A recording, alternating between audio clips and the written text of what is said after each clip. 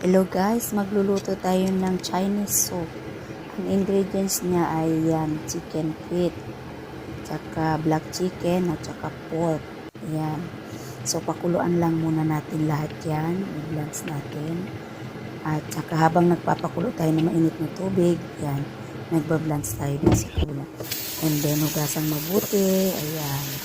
So, yung chicken feet, optional yan. Depende kung gusto ko lang pa sa lasa yung chicken ninyo. Ayan yung white punggos. Tapos yan na yung malinis na mga pinrepare ko na lahat yan. Mushroom, red dates, tangerine peel.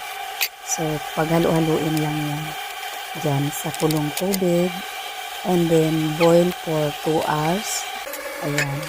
So, lopi ng tawag ng white na slice na yun. So, ready to drink na.